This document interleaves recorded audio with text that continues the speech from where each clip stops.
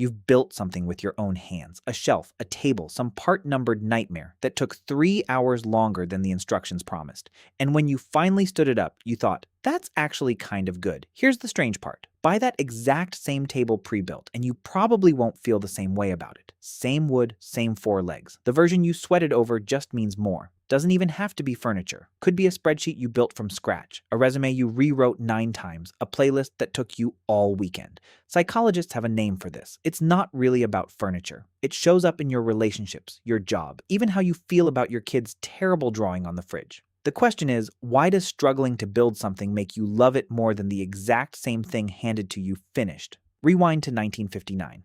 Psychologists Elliot Aronson and Judson Mills ran an experiment at Stanford. They told college students they could join an exclusive discussion group about sex and psychology. Pretty enticing for a bunch of undergrads. But first, some had to complete an embarrassing initiation, reading obscene words and vivid sexual passages out loud to a total stranger.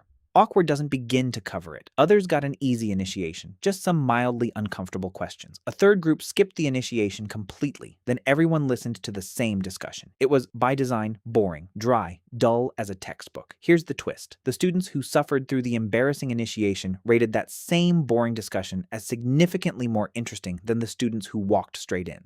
Nothing about the discussion changed. The words were the same. The stranger was just as bored. The room was just as beige. Just the effort it took to get there. Think about that. Your brain doesn't like admitting it suffered for nothing, so it quietly rewrites the value of the thing you suffered for. Around the same era, on the other side of psychology, marketing, a food company stumbled onto the same idea completely by accident.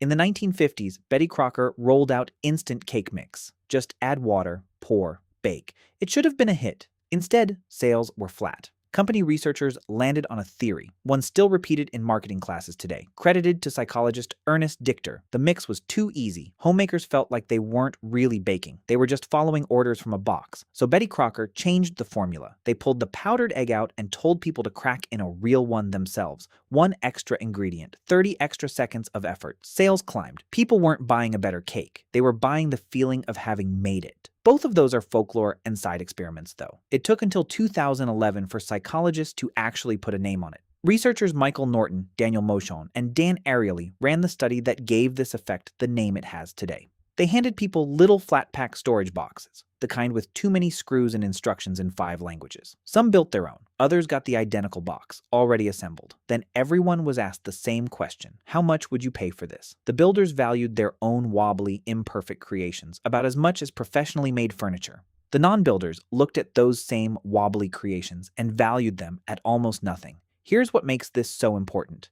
The effect wasn't really about liking furniture, it was blindness. The builders couldn't see their own flaws. Their labor had quietly rewired how they judged the object itself. But here's the thing. The researchers pushed one step further, and this is the part that actually matters. When people started building and never finished, or their finished piece was quietly taken apart in front of them, the effect vanished completely. Suddenly, they didn't value it any more than a total stranger would. So it's not just effort, it's effort that leads somewhere. Struggle without completion buys you nothing. Once you know this exists, you start seeing it everywhere. IKEA's entire business model quietly depends on it. Flat-pack furniture isn't just cheaper to ship. A version that arrived fully built would probably sell for close to the same price, but asking people to build it themselves turns every customer into a tiny co-creator. They walk away loving furniture that, frankly, sometimes wobbles. It shows up at work, too. Employees who help design a new policy defend it far harder than employees who just get told about it, even when the policy is completely identical either way. Managers who understand this stop announcing decisions and start asking for input, because the input is what creates the buy-in. It shows up in relationships.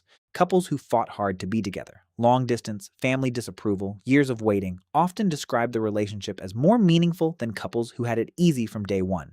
The difficulty isn't a flaw in the story. It's the thing that makes the story feel earned. Parents feel exactly the same pull. That macaroni collage taped to the fridge is objectively a disaster. Try telling a parent that. Even hobby gardeners know this. A tomato you grew from seed tastes better than one from the store. not because of the soil, but because of the effort baked into it. And here's the uncomfortable part.